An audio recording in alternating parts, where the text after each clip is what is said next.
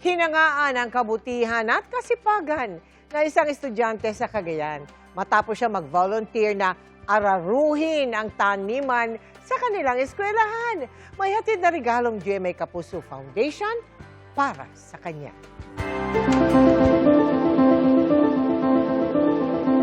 Tuwing brigada eskwela, madalas mga panlinis ang bitbit ng mga magulang at estudyante. Pero ang 12 taong gulang na si JM mula sa Bangag Elementary School sa Lalo, Cagayan, ang kalabaw na si Jello ang dala. Nagboluntaryo si JM na araruhin ang taniman ng kanilang eskwelahan, kaya hiniram niya ang kalabaw ng kanyang lolo. Nag-usap kami niya na ako na lang mag-aral dahil mahirapan na sila. Ay paalam ko muna sa magulang niya. Medyo matigas po yung lupa, kaya po hindi minsanan lang po yung pag-araral niya. 9 taong gulang lang si JM nang matuto siyang mag-araro. Kwento niya, mas gusto niyang tumulong sa bukid kaysa maglaro. Yan ma'am, hindi mo inuutusan ma'am, kusa siyang tumutulong ng trabaho. Ang ginawang ito ni JM, nalitratuhan at pinost online at umani ng papuri mula sa mga netizen.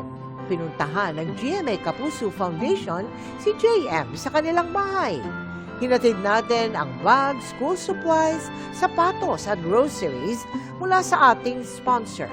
Sa lahat na nagpabot sa akin ng tulong ay maraming salamat po.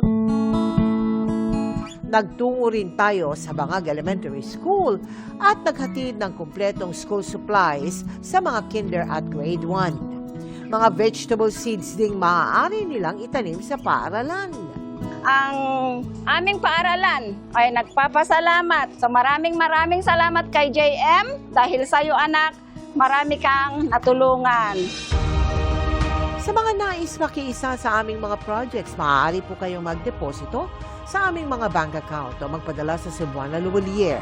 Pwede rin via QR code ng GCash at Palawan Pay o mag-donate online sa GBayanihan, Globe Rewards, Metrobank Credit Cards, Lazada at Shopee.